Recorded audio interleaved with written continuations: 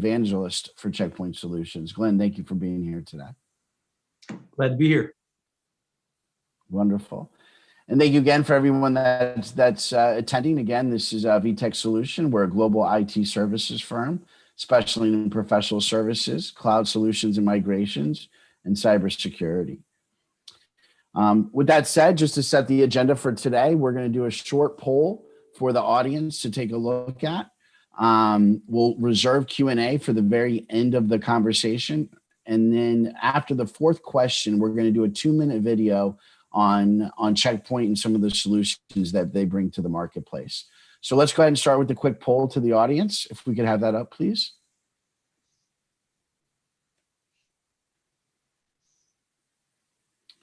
There we go. And the question is, which facet of your industry do you think is the most vulnerable to ransomware attacks? And we'll give everybody out there about 30 seconds to answer. And you can obviously see the answers there. We will read the poll answers at the end of the conversation as well. And like I said, please reserve your Q&A. You can go ahead and put the Q&A in the chat as we ask the gentlemen these questions, and then we'll have them answered at the end.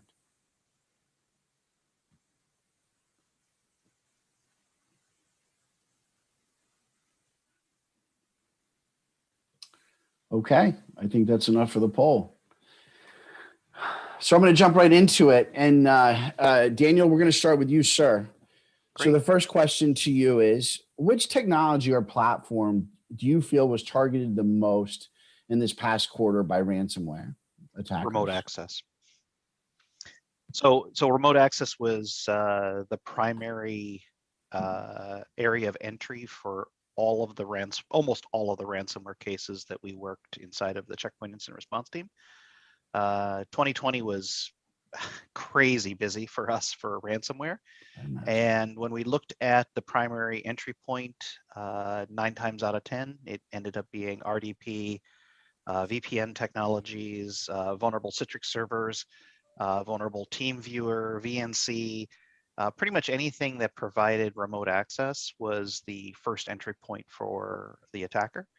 And then the second component that was always common in every single case, there was no exceptions, was Active Directory.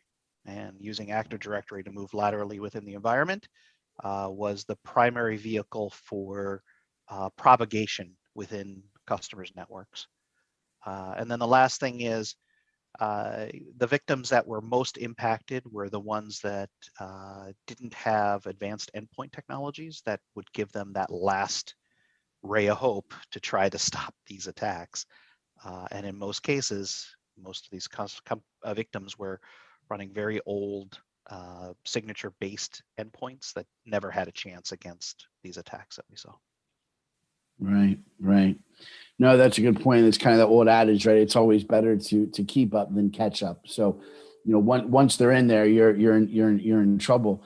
Okay, second question, and thank you for that, Daniel. Second question is for Glenn.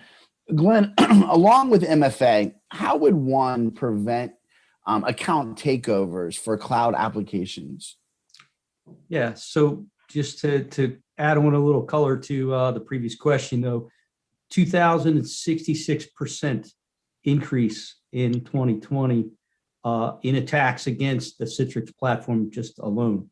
Not to mention, you know, RDP had about 85% increase in vulnerabilities in a type of attack. So as Dan pointed out, the problem is huge. And so, you know, so what do we do about it, right? I mean, 2020 was a tough year in terms of, you know, we had to provide build remote workforce, you know, for almost in many cases from scratch. And so, you know, that's a new challenge for companies. So I think there was a rush to accommodate that quickly. And so, of course, you know, business come first, but then security has always been second, unfortunately. And, you know, how do we prevent that? You know, everybody uses, you know, multi-factor seems to be the standard, but as Dan will probably talk about a little later on when we look at details around like SolarWinds and some of these most recent events where multi-factor systems have been compromised as well. So it's not the only thing. You still need layers upon that. And one of the key technologies there would be technologies that provide additional layers of checks and balances or security posture checking. So, agent type based, on mobile or endpoint or remote connectivity browsers, where you're checking to say, hey, you should only be in the United States. Why do I see you logging in from, somewhere in South America? Or, hey, you're currently logged in California somewhere, and I also see you, attempting to log in, Maryland. How is that? You can't be logged in twice. And, validating the user, validating also the posture of that endpoint that you're connecting in from. So in addition to the multi-factor, looking at obvious things like, okay, if I have the multi-factor compromised and I'm logging in twice, that's certainly a red flag there. So and there are technologies, and Checkpoint has systems that also help that as well. But that's a key thing to add to the formula.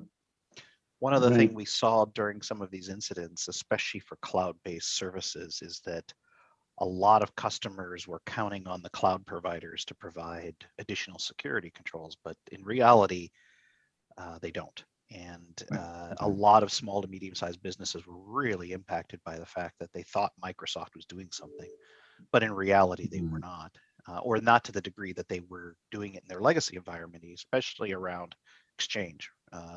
With Exchange, there were many, many different layers of security controls that have been layered onto that environment for the last 20 years, and then migrating into O365 and not understanding that there needed to be additional controls that were compensating for some of the deficiencies within the O365 environment. Yeah. Right.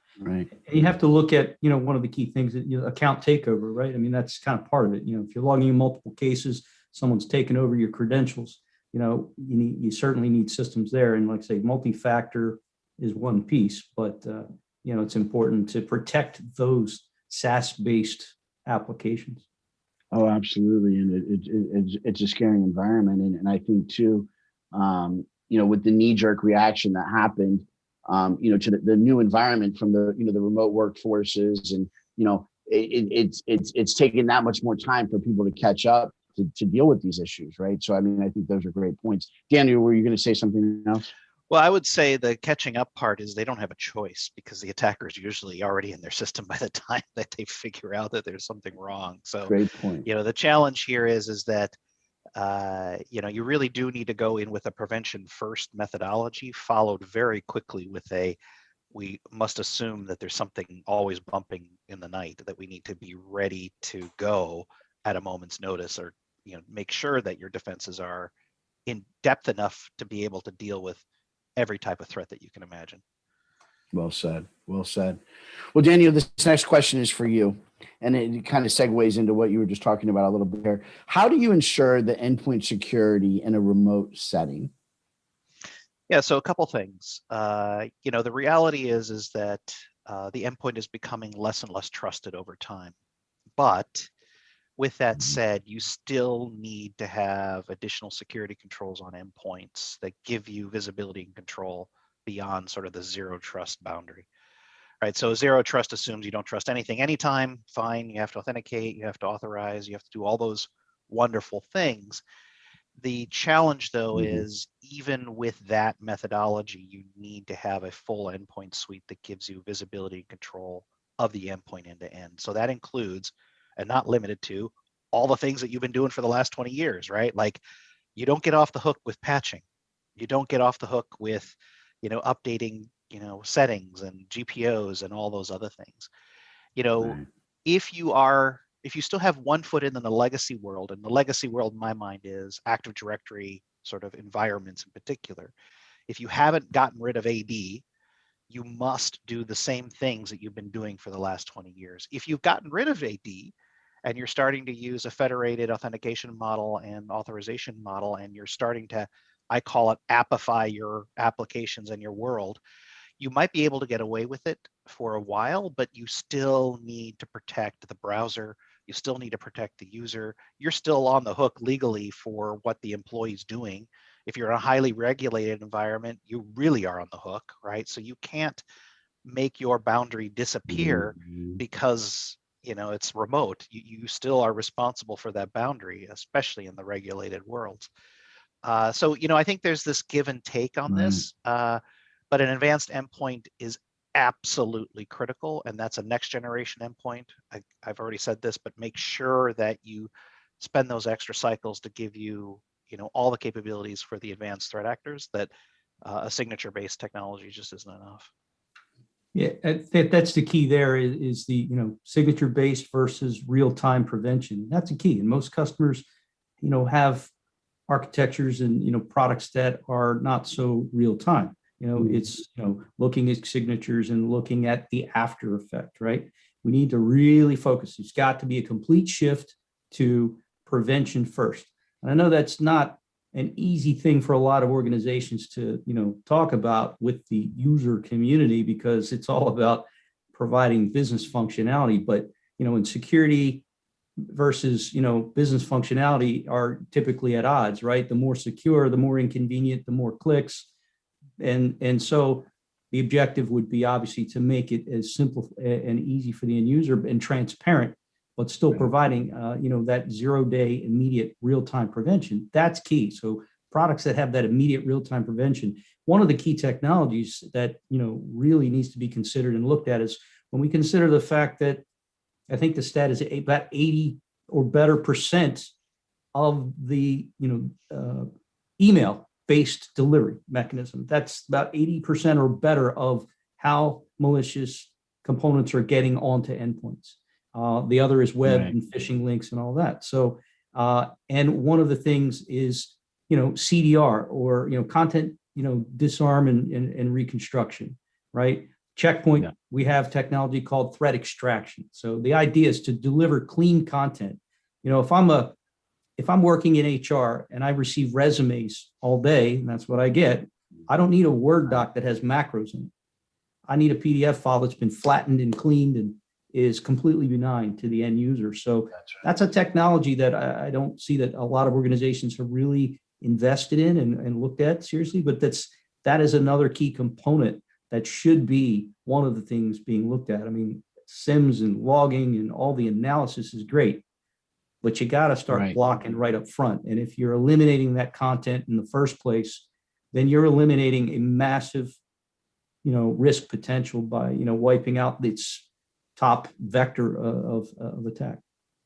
We've had a couple of incidents where we've had really strong perimeter and even endpoint security controls, but the attacker was able to actually penetrate some of these controls because companies have made exceptions to allow Gmail or Yahoo or whatever email system they have and allow them to check it on their computers. And if you don't have, document sanitization or checking or some sort of browser plugin to protect against, say, Gmail attacks, that a user is going to check their Gmail on work assets, it's going to happen. We've seen attacks happen like that every single day. And that's the point, is that you can't control, especially now with COVID, you can't control that this computer isn't going to be being used for homework. I guarantee you kids are using your computer for something.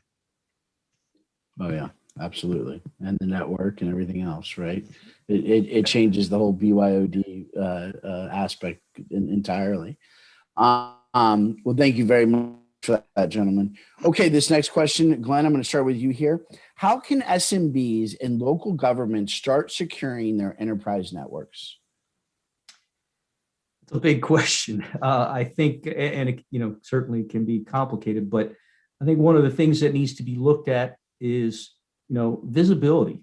You've got to start with visibility, but one of the ingredients to that is certainly consolidation, and security, vendor consolidation, number of products consolidation. We see so many customers that every time there's some type of new threat, there's a point product that is acquired to solve that problem.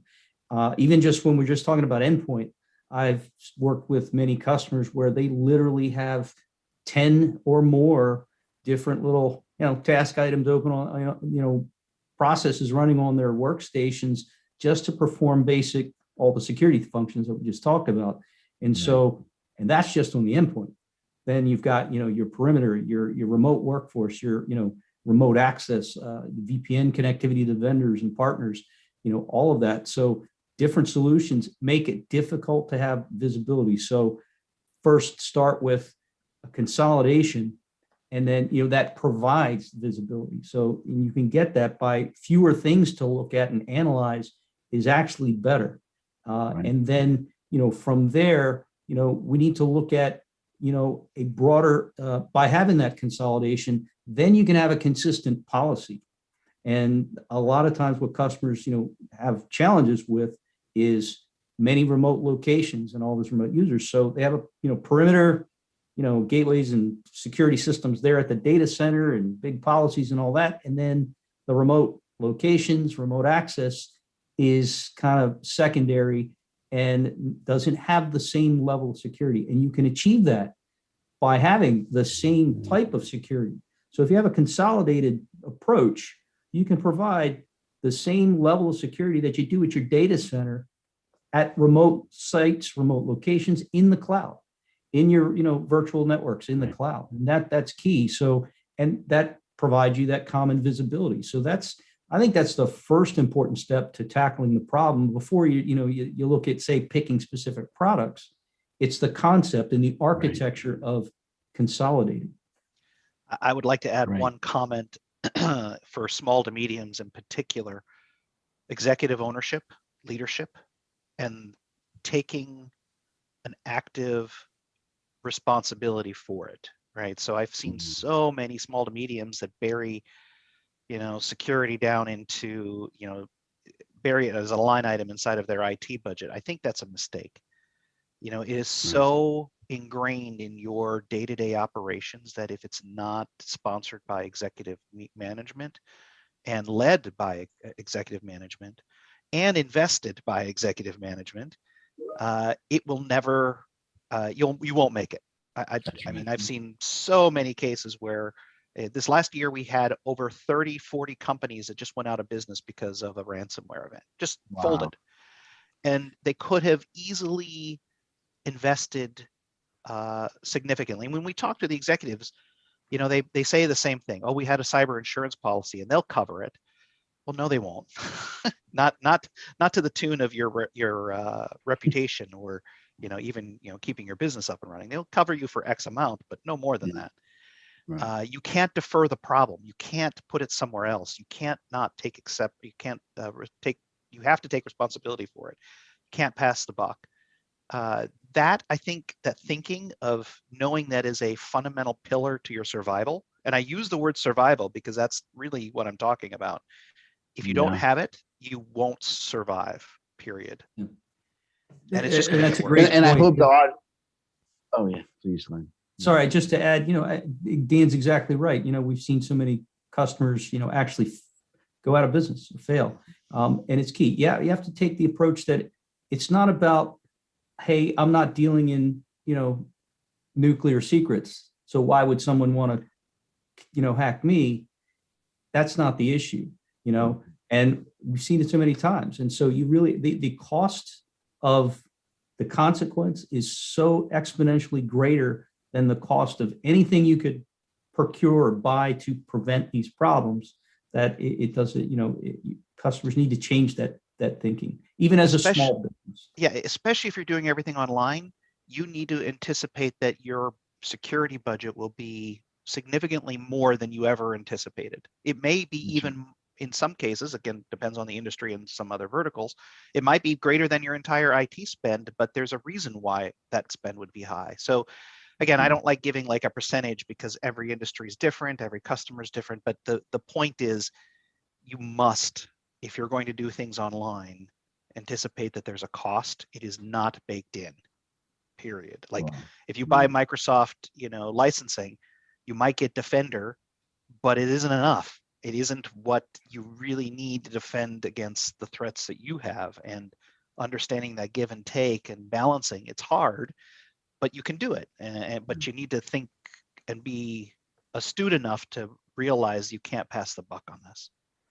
That's right. And, I hope the audience caught that as well.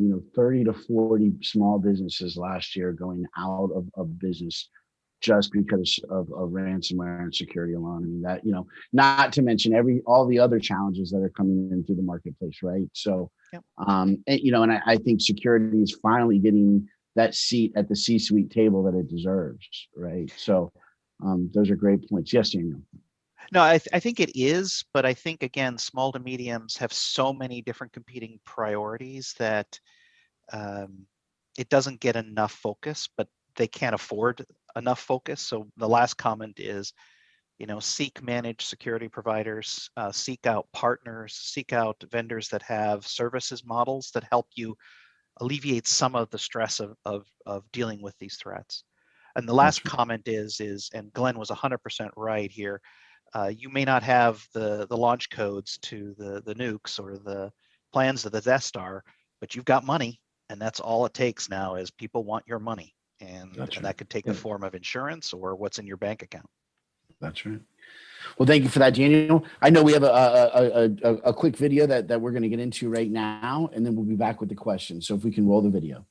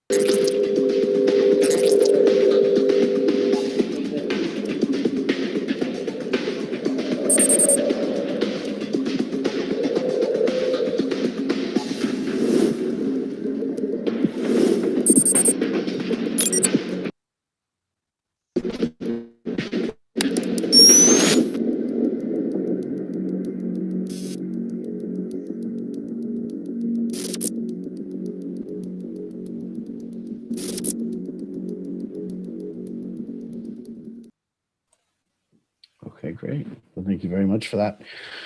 Okay, so we'll jump right back into the questions. So this one starts with you, Daniel. What are some of the possible entry points for ransomware?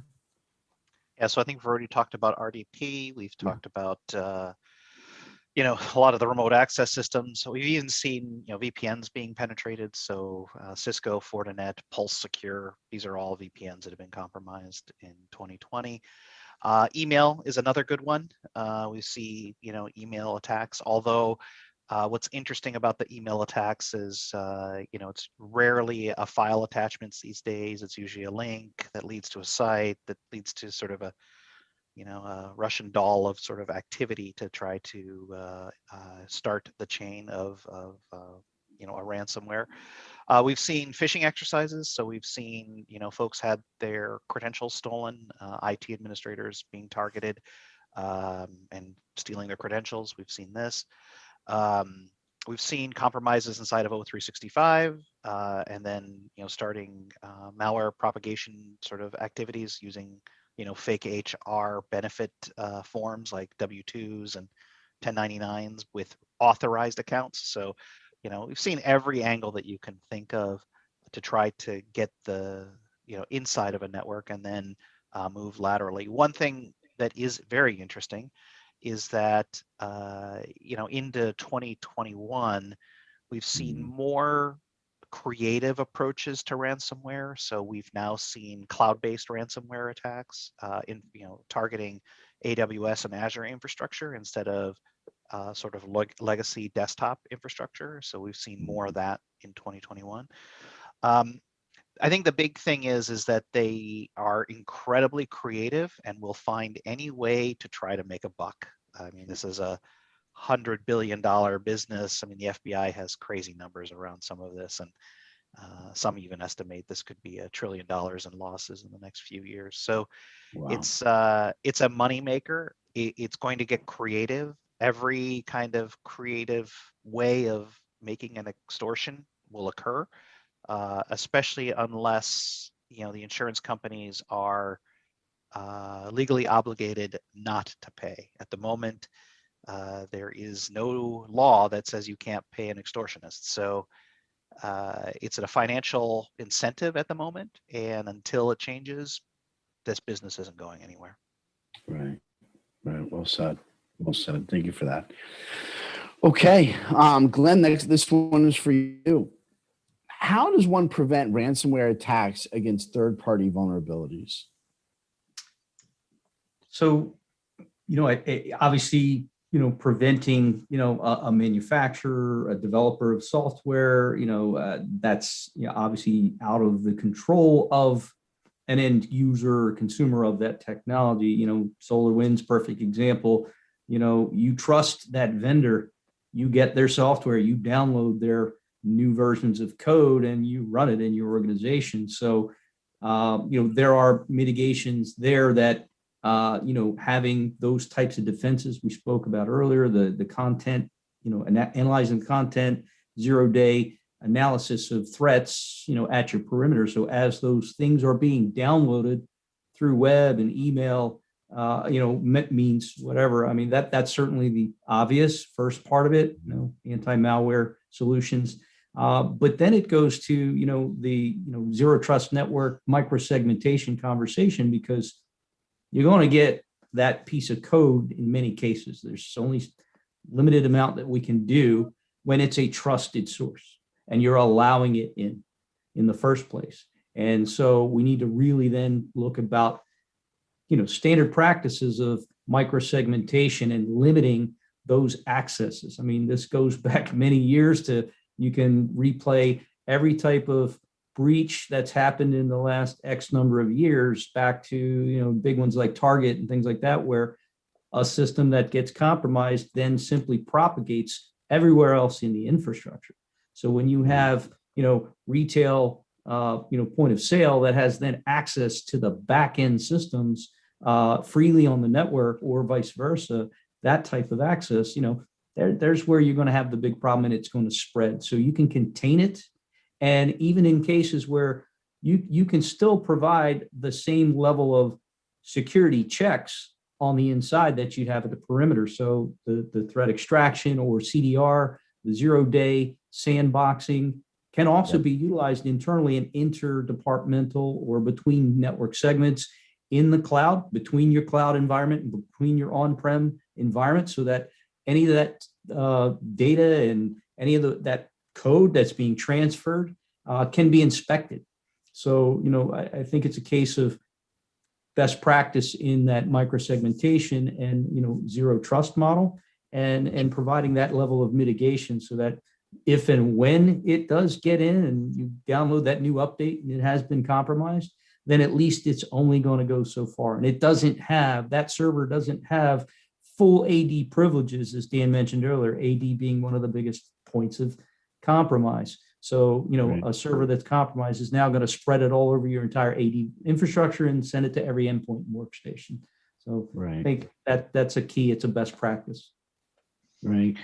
And that's where you see those large breaches. Oh, sorry, Daniel. Please. No, I was just going to say it's a life cycle, right? I think a lot of these systems, we find this over and over and over again, is people aren't paying attention to these systems in a way that they really need to be.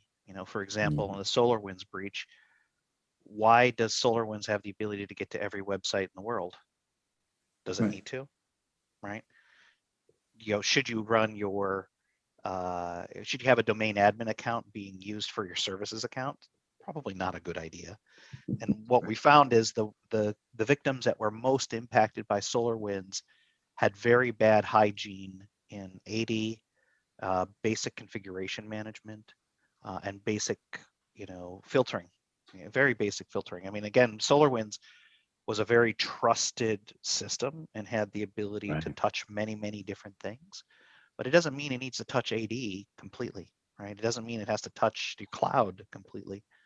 But what we found was so many shortcuts were made. So, one of the things we did was look at the firewall rules for SolarWinds, and every single customer had basically the same rule: from SolarWinds to any. Right. Wow. I think it's a case where companies can demand certain functions and standards from these suppliers. Checkpoint, as a software developer, we get these demands all the time. It's like, why does that thing need admin rights to all my machines or to my server in order to function? As Dan pointed out, sometimes it's a little bit of lazy development to a degree, not picking on anybody, but just, like you said, why does a specific component need to hit every website out there or whatever? So, companies need to say, hey, I may not go with your product. I mean, unless you can provide me something that's a bit more restricted and that doesn't require basically unfettered access to my entire infrastructure just to basically function. Yeah, that's right. That's a great point. Okay, I'm going to jump right into the next question just because I'm getting a little concerned about time. I want to make sure we get all the questions in. This one is for you, Daniel. How does one secure their data in the cloud today? Don't go to the cloud. No, it's not as simple as that. I mean, look, it's no. A very, very loaded question because it's like it's an infinite number of things that you need to do. I would say use a solid cloud security architecture as your design reference as you're moving into the cloud. Understand that you're going to move cloud storage probably 20 times in 20 years. Because you're going to go wherever it's cheapest. You're going to go wherever it gives you the most function, or maybe this application needs that, or you need a different storage mechanism for your users. It's very elastic by design. It's designed to be elastic. So the challenge here is to make sure you don't make too many concessions in each one of those decisions, right? So if you're moving into a cloud storage environment, understand that if you're making too many concessions, you're not going to have the security controls that you're going to need to be able to deal with the threats that you're dealing with. The other thing I'll say is consider that you have a whole suite of security tools that follow the data wherever it may go. So if you're using S3 or Dropbox or OneDrive or whatever it happens to be, make sure that your security controls that work for your environment follow into those areas. So be it file emulation or file extraction or AV or file management or DLP, whatever you need, make sure that you've got those controls, but make sure that they're offered in a cohesive way and not necessarily from the vendor that you're getting the storage from, because you want to have that consistent model. Yeah, the key there, remember the one thing about the shared responsibility model. It's in the cloud, but you're responsible for the data, not the cloud vendor, right? So first and foremost. Right. So that means you have to protect it. You cannot make any assumptions that they're covering security for you. Number one, and a lot they of aren't. They aren't. Period. Let's answer that now, right? They are not. Unless you pay them a premium, they're not. Yeah, but I'll add to that. There are technologies and components that can be provided that, the concept of putting the policy in the case of documents, adding the policy within the document. That's different, right? And that's a different way to look at it, because then it doesn't matter where that file resides. So if you've got a whole repository of documents that are confidential, then if you secure that and have a policy that's actually embedded in the document, then it doesn't matter where that document lives or travels or ends up in somebody's Gmail or ends up exfiltrated out of that cloud environment. then the policy is Right. following the document. And that's a technology that we offer and that there are others out there. But that's another key thing. And I think that's one that's often missed, kind of like the CDR. It's one that's perhaps, a lot of customers don't think of. Yeah, no, that's a great point. And I think that the kind of the segue question here, and the second question is kind of the $1 million question out there. And we all know what happened in Baltimore, a month ago. And Daniel had touched a little bit on SolarWinds. But how does an organization or an agency, if you will, how do they recover the data once a ransomware has hit?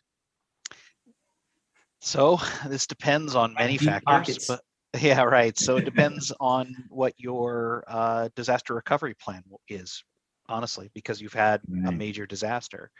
My recommendation is offline, offsite, right? That combination has a practically 100% guarantee of being able to restore. I'm not going to say that you'll have all your data.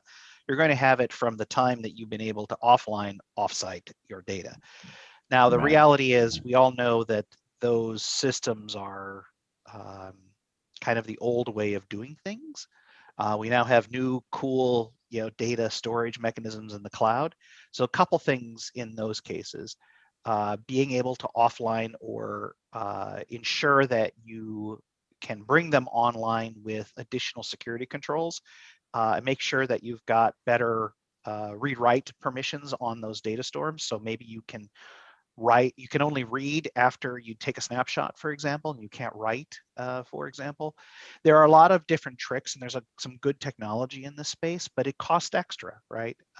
Tape backups, again, is not ideal for everybody.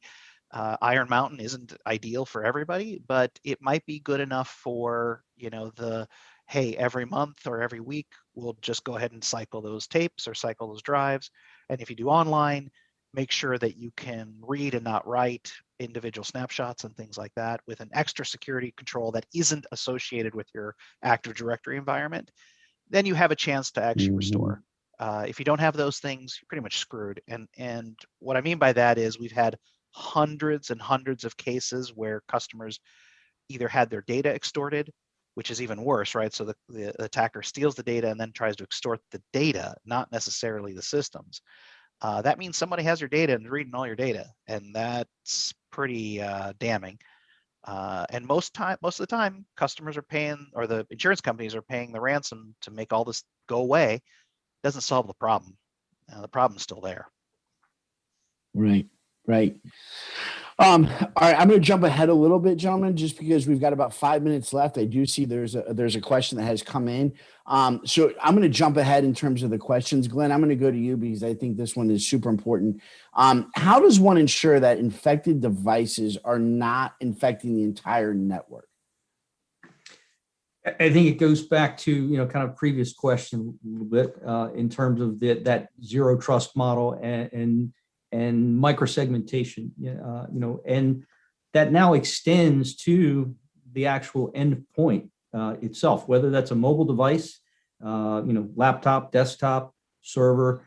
So not just, you start by segments of your network and different, networks and, groups in finance, segmented off from HR, from the rest of the user community, et cetera. But then extending that as far as you can take that with actual, policies at the endpoints and on the mobile device. So protecting them from infecting others, or in the inverse, protecting the inbound. So I think, there's a lot of technologies and products to put, firewalls on mobile and, desktops and laptops, but then also it's the outbound too. You have to look at that outbound. So products that actually look at the bad stuff that one particular desktop might be sending out to the rest of the network is important as well. So make sure it's a bi-directional, as opposed to just creating that crusty shell around the device or a specific network. But I think that's pretty much, the key is just that standard best practice, of that microsegmentation as far down as you can get that. And like I say, even extending to mobile. I think that's a piece that, again, mobile is increasing as an attack vector for many of these, the email, the phishing, everybody's accessing their email from a mobile device. So You That's know, right. you may not, maybe the phone itself doesn't get, bricked or whatever, or ransomed, but that is happening, but it'll then spread it, So if there's a file sitting in your inbox that you've accepted and it's sitting in your inbox now because you accepted it on your mobile device, you go back to your laptop and there it is, and you click it, now you've got that problem. So, again, pretty basic to that segmentation. That's right. And we've got about 3 minutes left. So there is a question in here. I want to get it answered. So this will go to both of you and we'll kind of wrap here. So the question is, what is the best way to validate and get visibility into my current security posture? Well, I can tell you what it's not.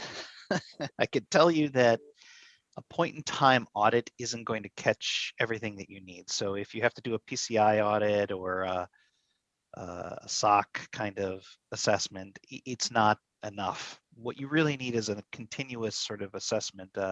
Your federal government has continuous monitoring, continuous assessment sort of methodologies.